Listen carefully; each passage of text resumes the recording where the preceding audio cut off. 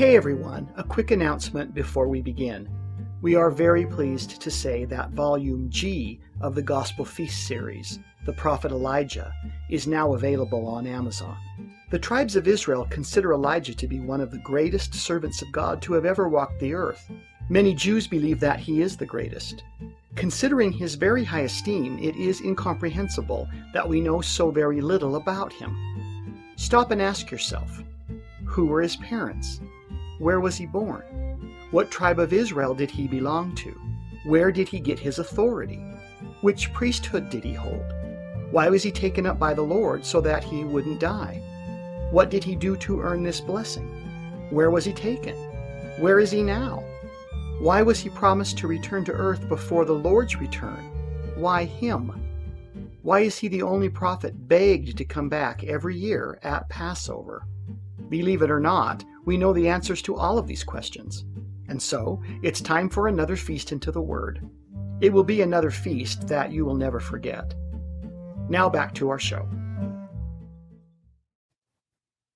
This is the Gospel Feast podcast for those that need a little meat after the milk. It's time to feast on the Word.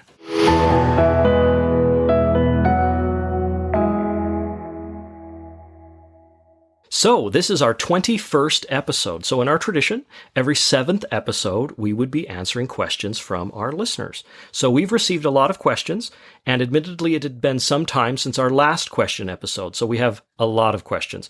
Now, looking at all of these, there is a commonality or theme that's running through all these questions. Most people want to know more about the book of Revelation. And so instead of going at these questions one at a time, so I've asked our author and historian, Reed Simonson, if he could give us tools or keys to help us understand Revelations in our own studies. Now, these tools and keys are in the book that he has written in the series. It's the 6th book in the series, Revelations. And you can find that on Amazon, or if you have it free on Kindle Unlimited. But he's going to go over some of these tools so that as we study in preparation for the podcast that will touch on Revelations, we're prepared. So Reed, can you give us these tools? Oh, sure. It's true that we're actually building towards that. There is a method to the madness in the Gospel Feast series. It actually was designed to eventually get people so that in thinking more Easternly and having a firm foundation of the gospel, particularly from an Eastern perspective, they would be prepared to start understanding books like Revelation and certainly Isaiah. And I think the toughest book of all, Ezekiel, to be honest. I can understand with all that's going on right now and the many signs of the times that we're witnessing literally in front of our faces, that books like the book of Revelation become profoundly interesting and a source of comfort and knowledge to the people. So I'm happy to address that. I think the best way to prepare people for the book of Revelation is to discuss some Eastern thinking, to be honest. Okay, so let's continue. Let's learn more about how to think Easternly. It's important to know that the more difficult Jewish ancient books really have a poetic slant to them.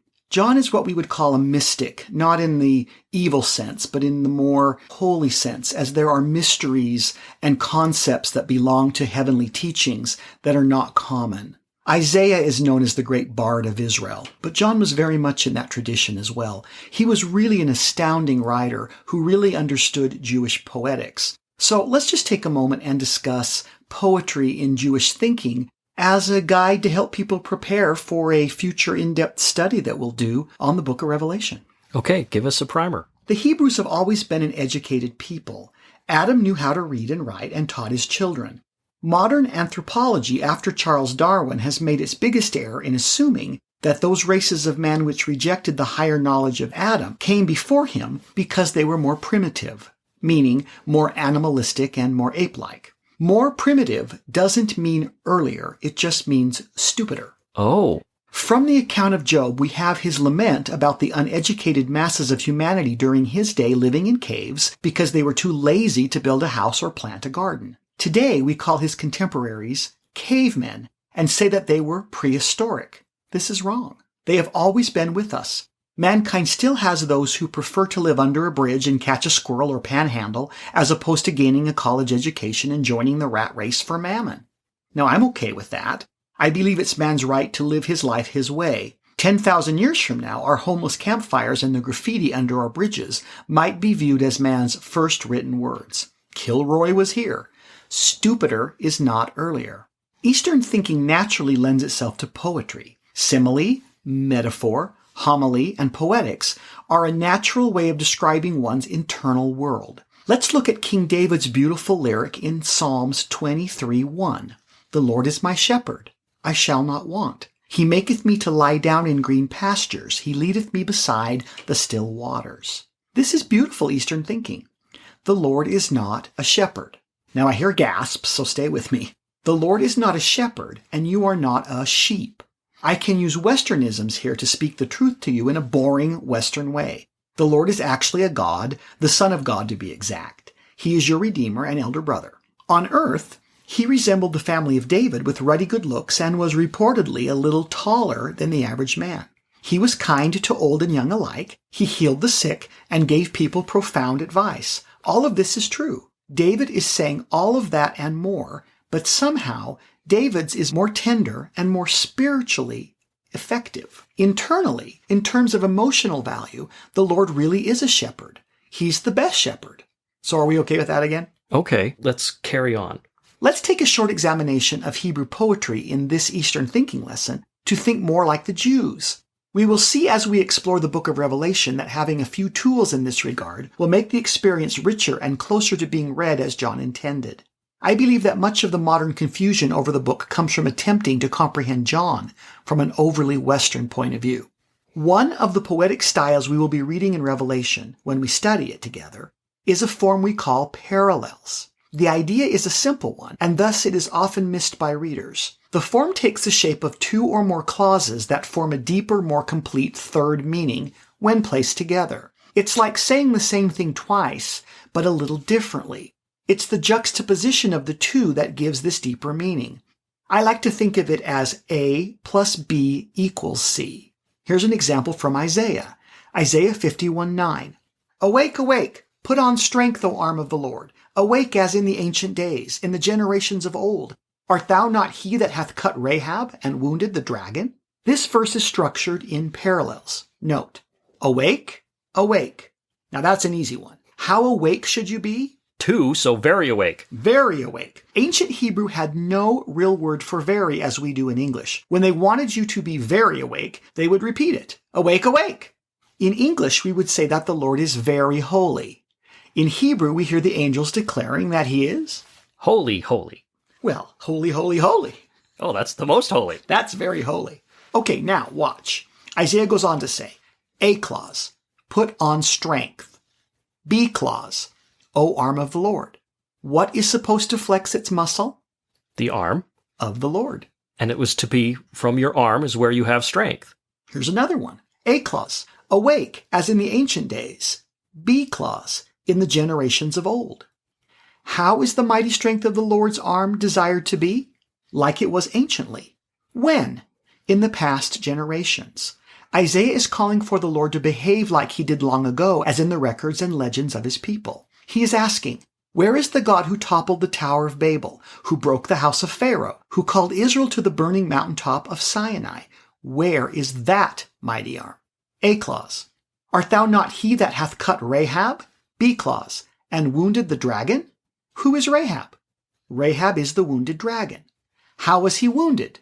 With a cut. The concept is exactly the same in more complex biblical poems. Let's try it out on David's Psalm 23, verse 1. The Lord is my shepherd, I shall not want. He maketh me to lie down in green pastures. He leadeth me beside the still waters. He restoreth my soul. He leadeth me in the paths of righteousness for his name's sake.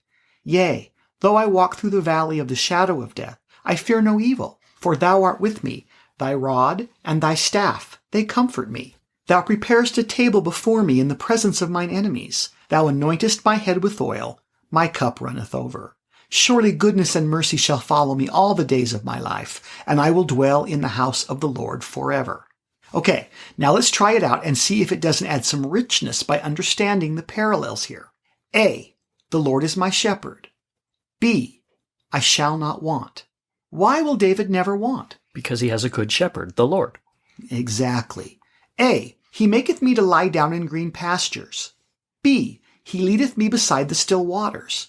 What is the A clause and the B clause, and what do you get when you put these two together? Well, the green pastures where he lies down are by still waters, and the Lord has led them to both. Brilliant. A. He restoreth my soul. B. He leadeth me in the paths of righteousness for his name's sake. How does being led in the paths of righteousness restore your soul?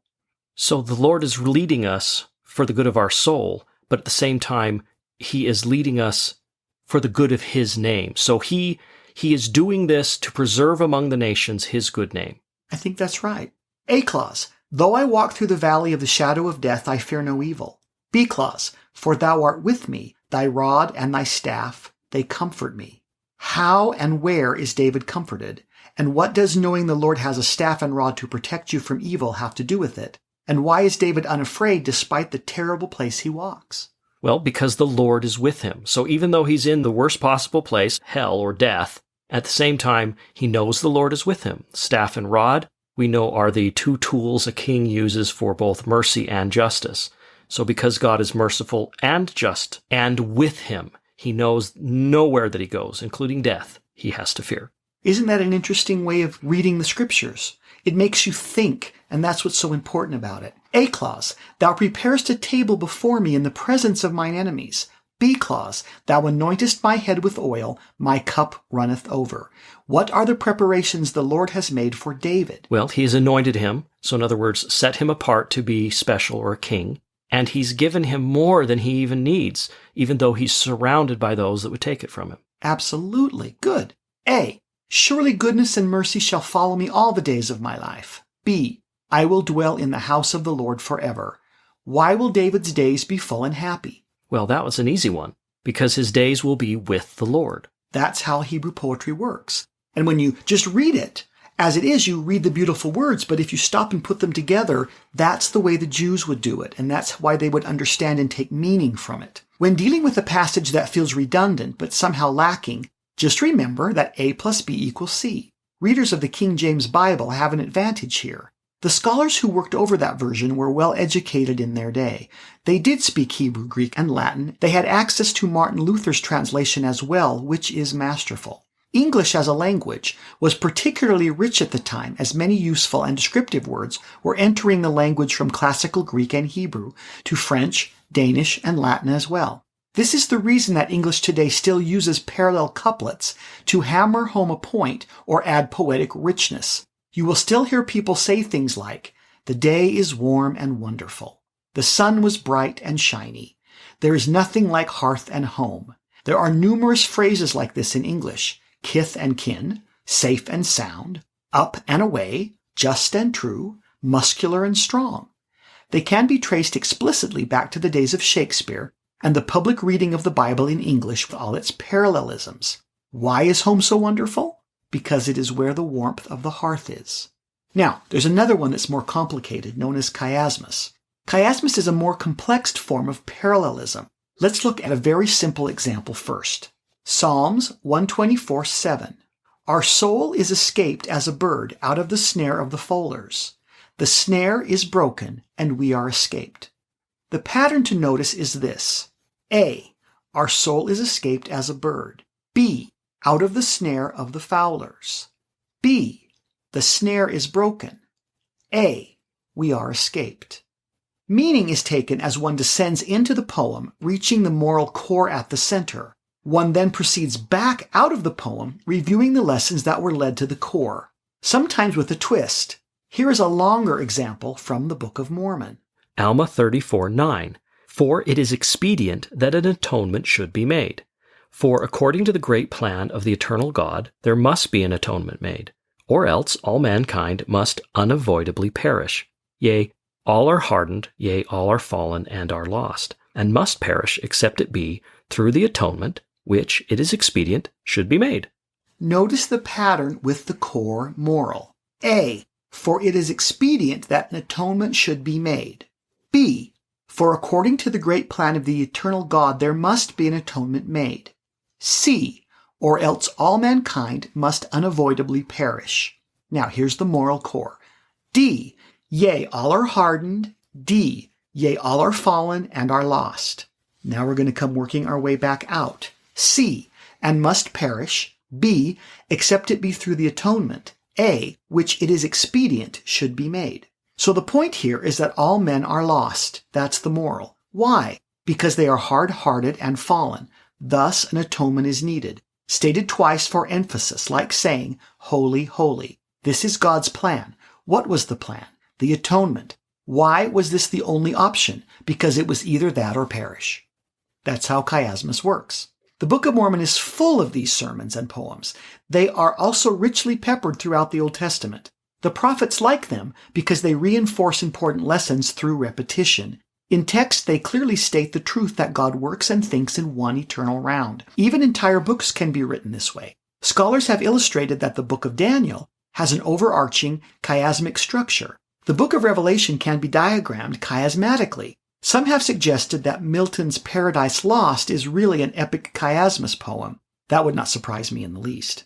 What most scholars miss, however, is that the chiasmic structure is really a living menorah. You'll remember that the menorah was a grand golden candelabra that stood in the Temple of Solomon. It had 7 candlesticks branching out like tree branches from a center shaft, which was called the servant branch, the moral. When lighting the menorah, the priest would first light the center servant branch, and from there light all the others. The servant branch was also known as the Messiah's branch. As the teacher of righteousness, it was understood that by the light of the Messiah, all other truths would be known. Light is truth because it shows things as they really are. Dispensational Christians make note that Jesus came in the meridian, meaning middle, of Earth's heavenly week. The Christian custom of labeling all dates before Christ's birth as BC and all dates after him as AD harkens back to the same idea. It's chronological chiasmacity.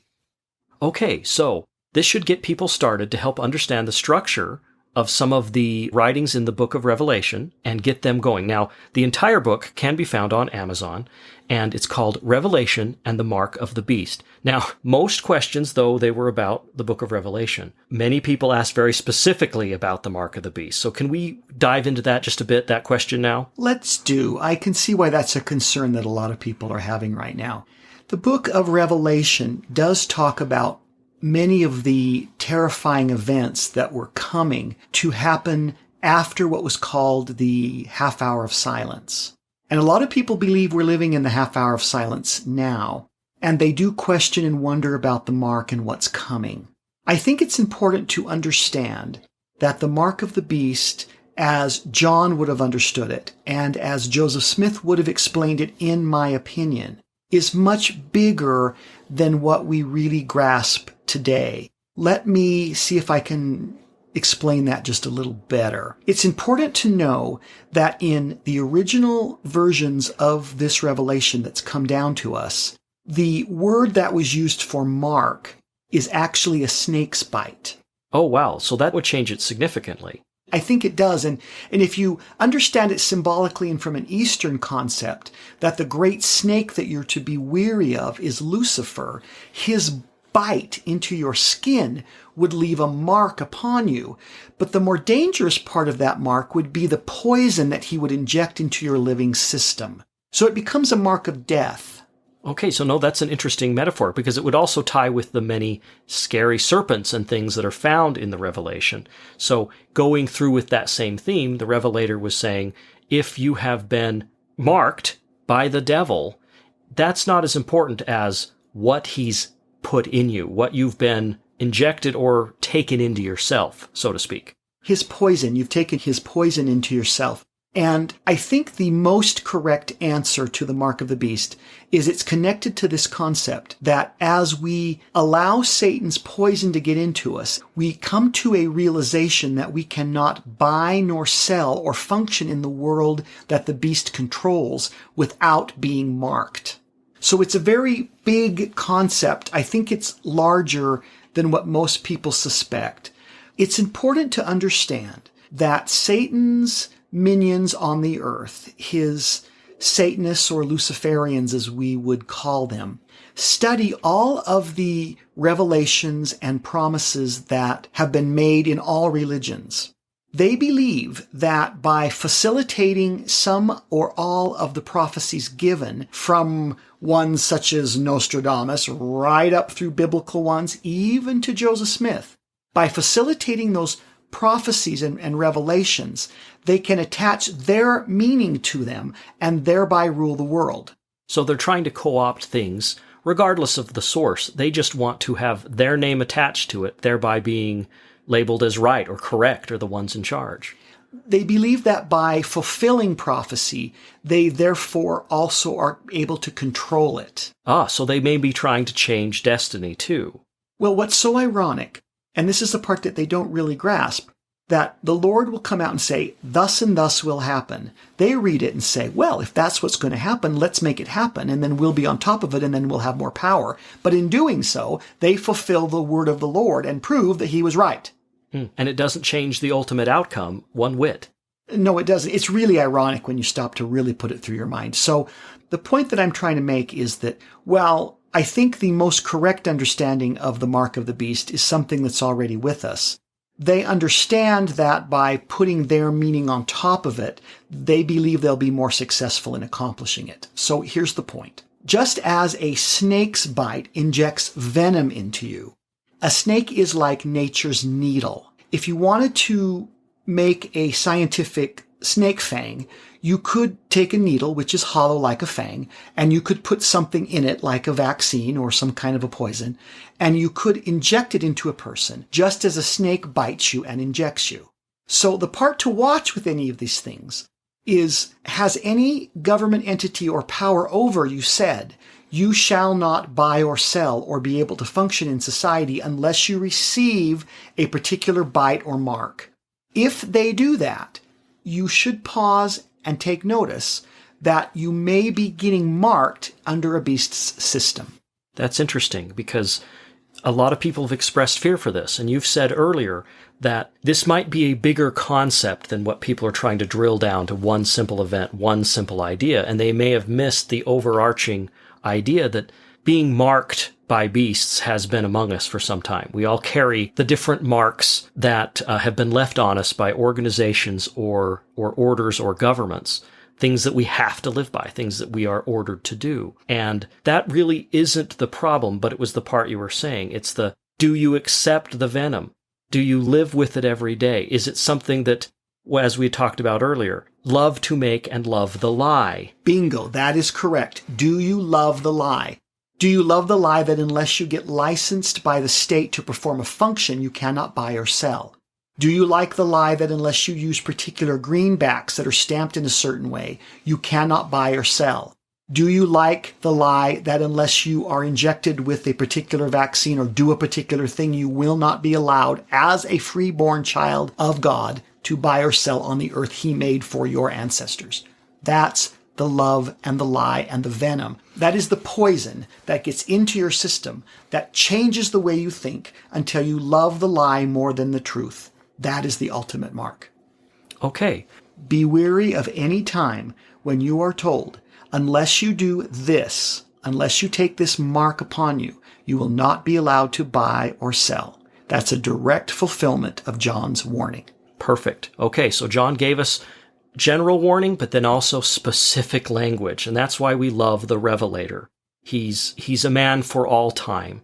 I think the answers Reed has given us will help us in our further studies of the scriptures, specifically those that are written from an Eastern mindset. Thank you all for your questions. Keep them coming. We will try to provide answers every 7th episode. And with that, we are out of time. Thank you everyone for your questions, and we will continue our studies on the book of Jonah. And until then, may the Lord Jesus Christ be with you.